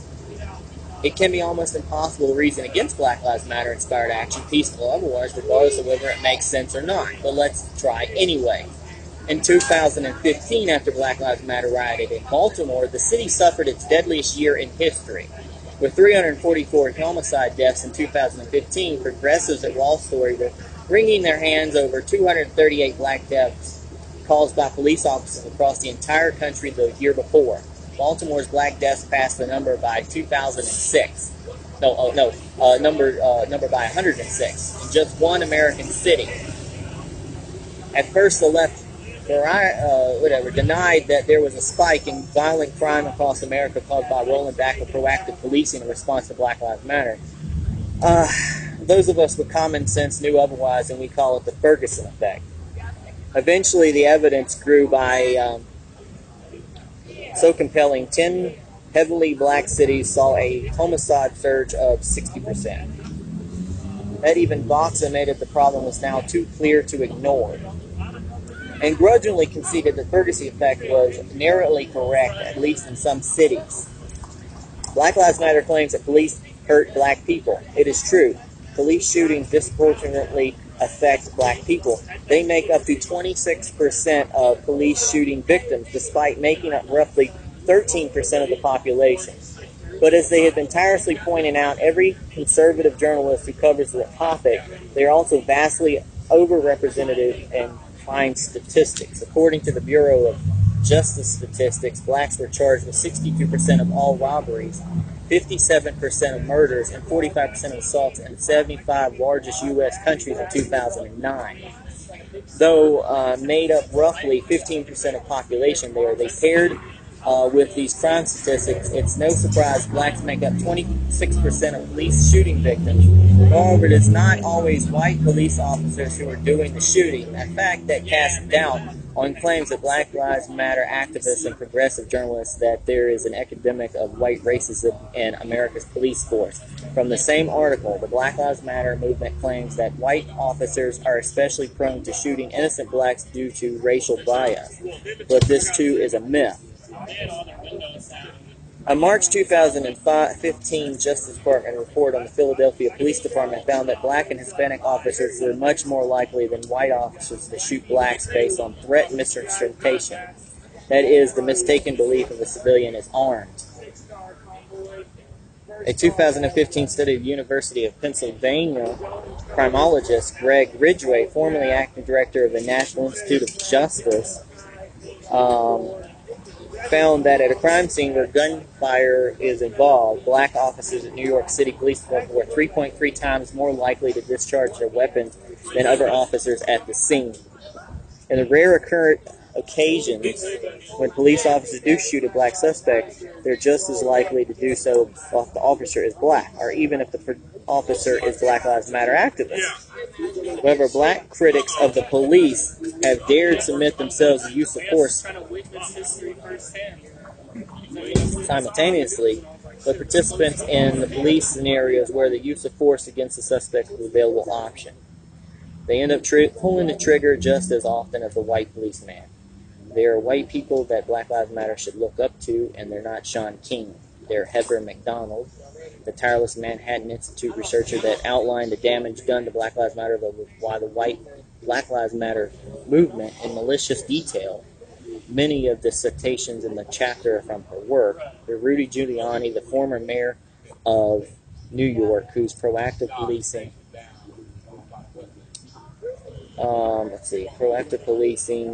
caused gang violence in the city to plummet, saving countless black lives. Or Piper Kerman, author of Orange is the New Black, who used her experience in the U.S. penal system to create a national conversation about prison reform. And there are the hundreds of thousands of police officers of every color who patrol America's streets at night, preventing young black men from murdering each other in their neighborhood. Black lives don't matter to Black Lives Matter. That's crazy. If they did, they would focus on police-related deaths. Huh? Milo's book. Dangerous. In a Dangerous Place. Oh, yeah. It's pretty sick. Yeah. Depends if your personal colors Yeah. The city was a lot worse than this. A lot worse. Yeah. It gotten, and I just came through here the weekend before this happened, and I was like, I regretted moving from the city because I was like, hey, they really have made the city look better. But then this happened. And I lived here for a long time. I had no clue this thing was even here, so it doesn't bother me. I went to Central, down the street. Nobody ever bothered me. I've lived here my entire life, and I didn't know this was here. I knew it was here, and I never really thought about it. Well, I want to let people know, there's it's not like it's just here. They also made a World War II memorial, World War I memorial, Vietnam memorial, a Korean memorial, whatever that guy or that bust is. I'm surprised they ain't torn that guy down. They made this. Those memorials are all the people Maybe who they fought on could our have. side. Maybe they could have changed this a little bit and say for those who wore the gray and the blue, because there's enough space. I guess, to me, the problem with having the memorial to Confederate soldiers is that you're memorializing what they did, and it was... I heard that there was. I don't know if it's the real. I country. don't know if it's real or not, but I heard that there was a lot of soldiers actually buried on this ground. That's not true. Yeah, I don't know. They'd have markers. Yeah, well, sometimes they do mass graves. They'll tell people. Yeah, but there wasn't any battle. Yeah. Yeah, it really wasn't, man. But it seems like if you're going to memorialize a soldier, it should be because you believe in his service. That's why we have all those other memorials. Well, this was sort of like the unknown soldier. This was like just a random. Like it had no person. It was just a person. But all of them, the ones who wore the gray, they were all Americans. The country. They were all an Americans. American government memorial to soldiers who fought against America. Yeah, I understand that. I understand it, but they were Americans at the end of the day. And we got to think about it. If we didn't have the Civil War, we wouldn't have the states' rights that we believe in today, because that's what it was really built on, the states' rights. Yes, slavery was part of it. They consider themselves American, though. Yeah, they actually did. They considered themselves the Confederate States of America. But that's not United States. I know. That's what they called it, the Union and the Confederacy. It was still America. It was a different country. I'm glad that they did not split up, but I'm also glad that they did it then as compared to now, because if we did it now, it would be horrible. What states' rights are there as a result? Well, every state has the right to own government, and they can do different things. The federal government, like I'm a conservative, conservatives are about small government, about local mentality, local localities, states taking care of themselves, and this is actually kind of what they fought over, because the North was trying to bully the South. If you read what Jefferson I'm glad they lost. Why he rebelled in his very statement about why they were fighting against the Union. He said it was for the preservation of slavery. Yeah, well, that was a few. That's a few. It's like, think about it right now. In the GOP, we have a lot of mainstream GOPs that like die hard, and they're like anti-gay. I'm gay, but a lot of conservatives are pro-gay. But you have verbal people. So you had verbal people who spoke to the newspapers in those times that were like, say it's for slavery, but a majority for people, it wasn't about slavery. But if the leaders are the people who are actually starting it... Well, they were the leaders of them with the slave owners, but there was a lot of poor people that didn't own slaves. And there was a lot of black people that owned slaves. Slavery was bad, but I tell you the truth. People need to take their energy nowadays, because slavery and slavitude goes around in the world now, and it's an ongoing thing, and they could have took this energy and worked toward that, because people are enslaved, sold into slavery all the time in this world. Slavery is not going away because of civil war. Slavery was going on way before the Civil War, way before America, which was a built-in economic system. It was a bad economic system, but it was a legal system at the time. I wasn't for it. I'm not for it. I'm glad that the Union won. I don't believe in the Confederate flag. You don't see me coming out with a Confederate flag, because that was a defunct nation's flag, and that shouldn't be flown. It's bullshit. But straight up, this is all about vandalism. Period. I would be probably out here just as easily if they had came out there and knocked down one of those monuments. It doesn't have anything to do with this monument per se. I just happen to live in the area, so why not? Just wondering, how the legislature passed a law that no counties or anything can take down? Yeah, they can't take down. No, they can't take down any kind of historical monument. So this monument and others like it, they can't take it down unless the state allows them to take it down. So if they wanted it taken down, they could have went through the proper measures, and I'm sure that this city would have voted for it to be removed. Yeah, but the state and they could have went for the state would actually have allowed them if enough people petitioned, especially Roy Cooper.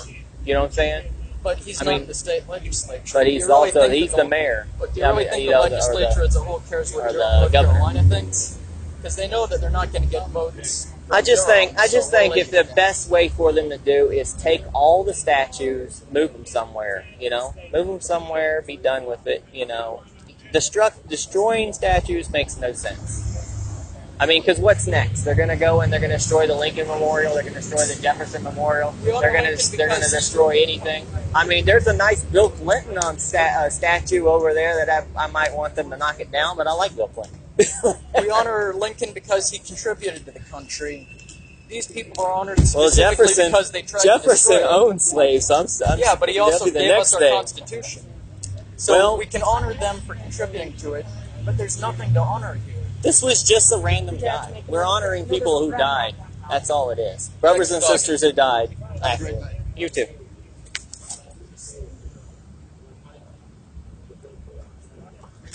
Camera got dark, guys.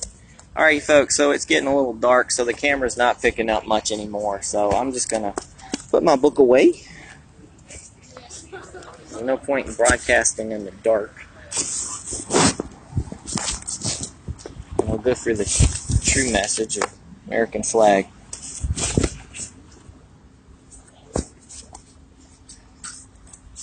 Because we're all Americans, folks. I hope y'all enjoyed this. Make sure you share and tweet this out. I'm going to send a video of this to Milo because, like I said, Milo's having a contest right now. It says, read a dangerous book in a dangerous area. This has been a dangerous area lately. But these folks here have actually been pretty nice. We're all about America. America first. Making America great again. So I'm going to do a pass down one more time. I'm going to go ahead and leave. Got some work to do. And I thank y'all for tuning in. I'm going to do some more shots around here.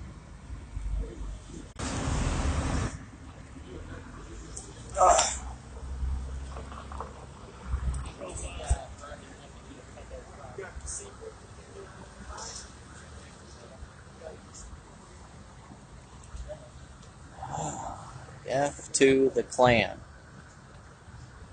And then somebody put the shame of the boys who wore the gray. Death to the Klan, what they came back with. Well, they used to only do a flagpole here.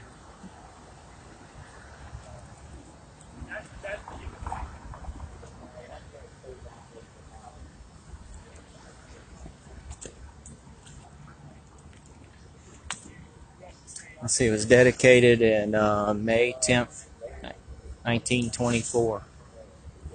It says Twitter, y'all can't see me anyway. It says Twitter removed my blue verified check mark, not for any specific reason. They just saw how popular I was becoming and wanted to squash me for the brave act. Huffman Post congratulated the platform for standing up for women online. Up, please. Verified checks are given out to prominent figures likely to be impersonated. I'm probably the most impersonated individual who isn't Beyonce, yet Twitter still took away my check mark for ideological reasons. At the time, it was unprecedented.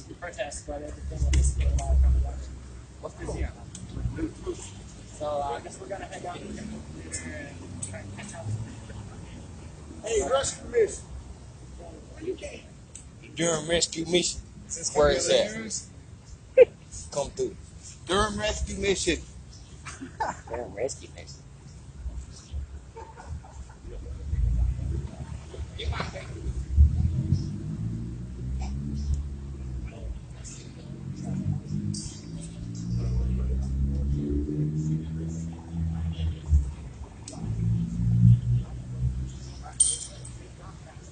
I should have smacked the fuck out on right now, y'all. Smack the fuck out on right now. Fuck Trump. Okay. Right now. But I ain't. So am I. Right now.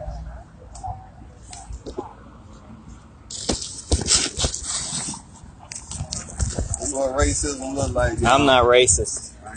Hey, then make Trump America great again. That's what racists saying. No, it's not. That's all it is. Making America great again is That's all all about it for is, everybody. though. It's not a racist saying. Smack the fuck out you It's right not a now. racist saying. Because my biracial husband would come and smack the hell out of you, so, you know. Oh, yeah, he would. So we're not trying to get in fights. So you can put me. My name is Peter Boykin. Look me up on Twitter at Peter Boykin, president of Gays for Trump. I'm not hiding.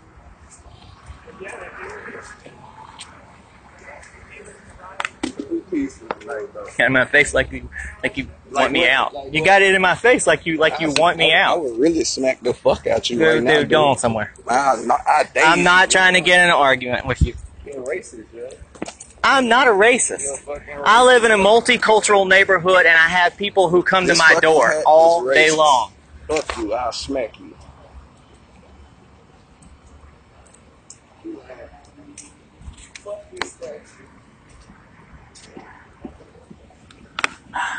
I'm the racist and I'm the violent person. Yeah, sure.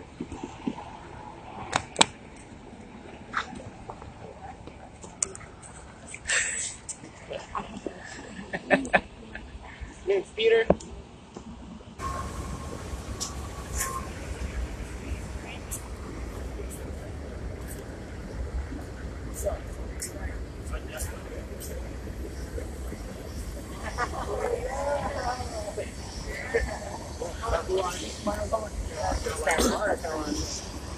Well, nice having conversation with y'all. Yeah, that's crazy. No, these people want us out to argue. Of course not. Nobody's a Nazi. I mean, Milo's a Nazi. Milo's a Nazi. Milo's is not a Nazi. Oh, you know, you're putting Milo the is hat on. Milo Keep is the hat on, Jewish. man. No, Put the fucking hat on. No, we're gonna change Put the that. fucking hat on. Come on. Stop. Come on, eh? No. Hold on. I put American hat on. There you go. There you go. So what? It's America. Y'all can have your day. Enjoy. Yeah, no, we got our day. I know. We got our fucking day. Enjoy your day. Enjoy your day. Have your day. What is that, dude? Get your fucking day. Enjoy your day. Don't let me find that.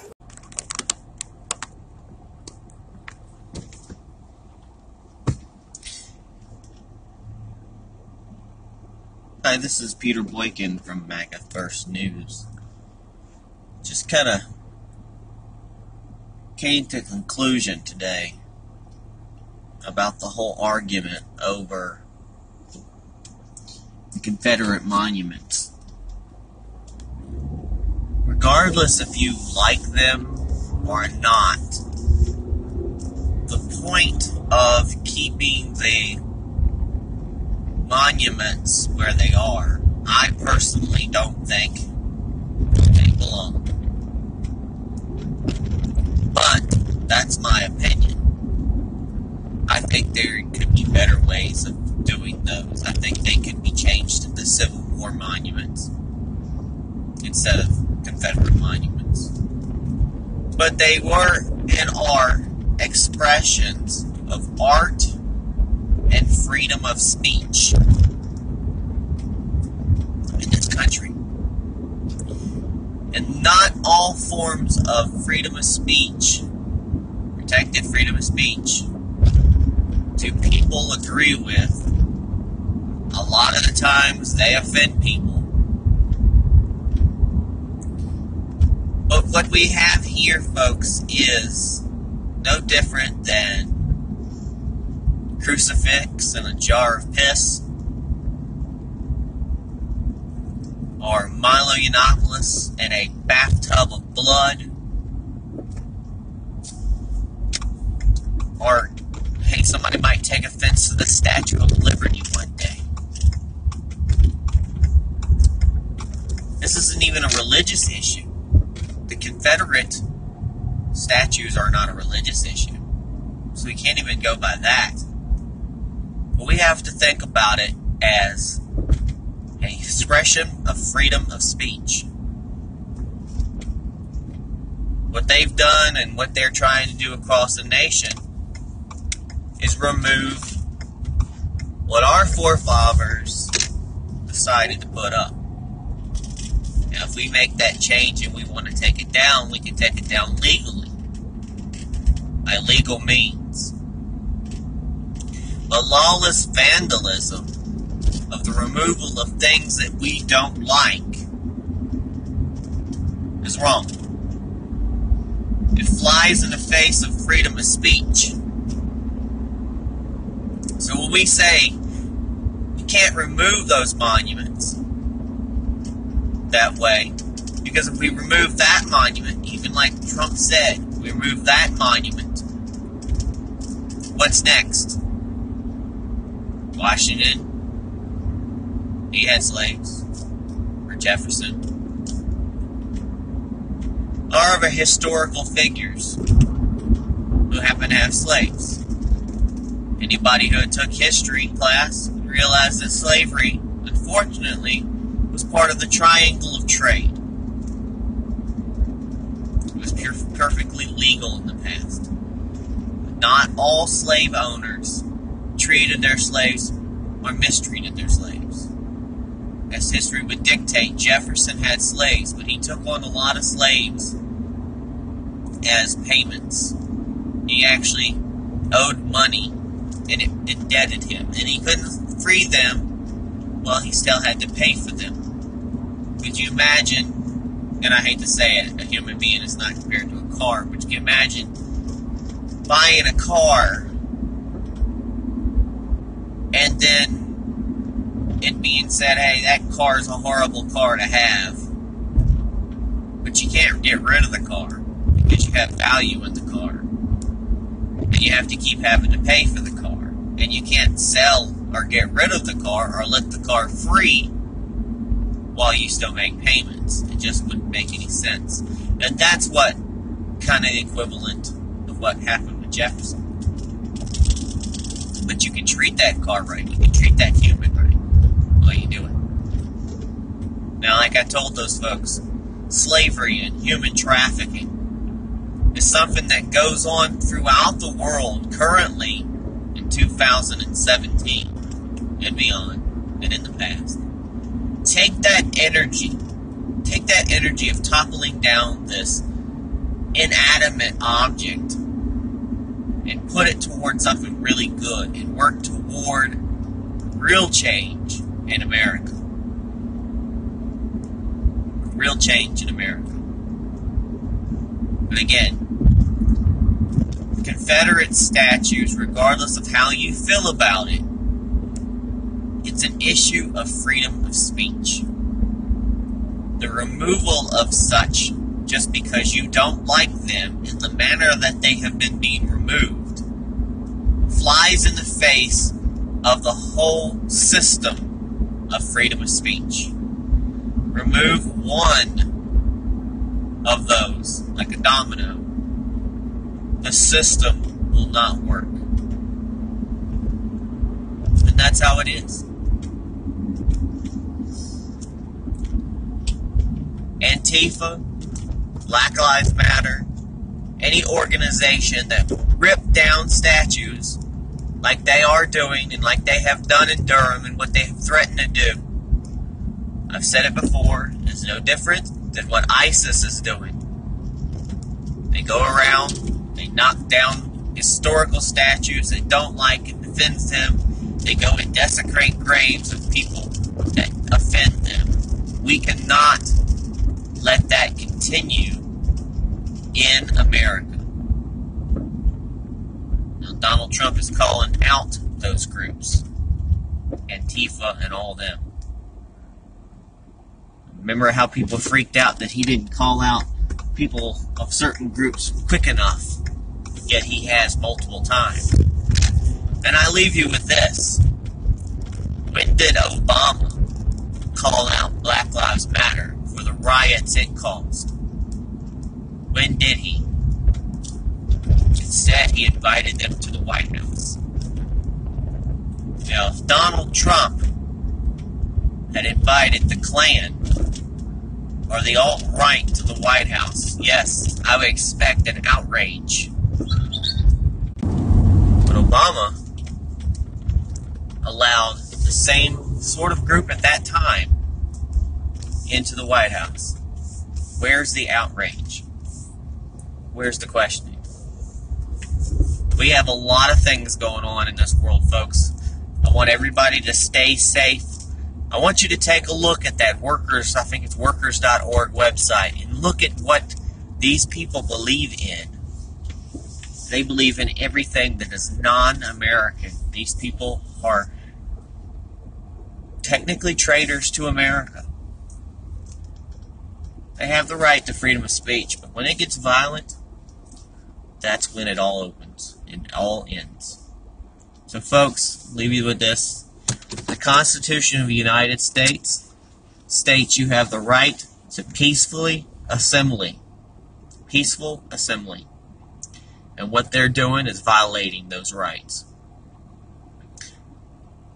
I participated with that peaceful assembly in Durham, North Carolina, yet I was denied. And when justice was not served on me, we'll continue to work on that case. And I thank you for enjoying my episodes about Durham and my episodes about Charlottesville and North Korea. And we're going to continue the series here on Maga First Radio with Maga First News with Peter Boykin. Until then, thank you for tuning in. Y'all have a wonderful day, and we'll talk to you real soon. Peace.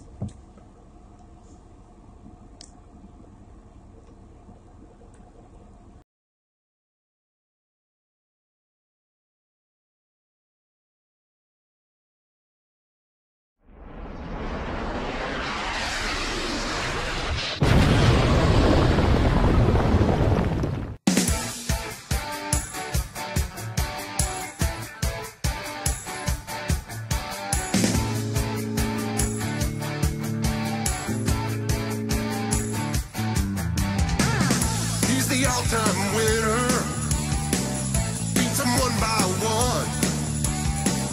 Ain't no freaking quitter, making us number one. Working hard, an American story, cleaning up the streets. He's got the guts, he gets the glory, turning up that heat. Heard the call, stepped up to the plate. Clean out of town, America's great again. 'Cause the Donald holds his ground, America's great again. Donald Trump ain't backing down. What he starts, he gets done. He's the art of the deal.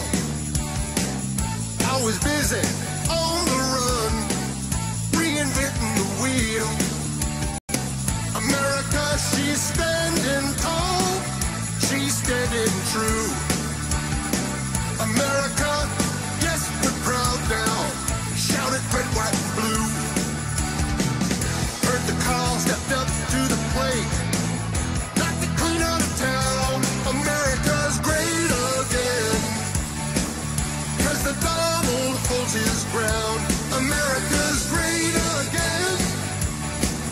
Donald Trump ain't backing down.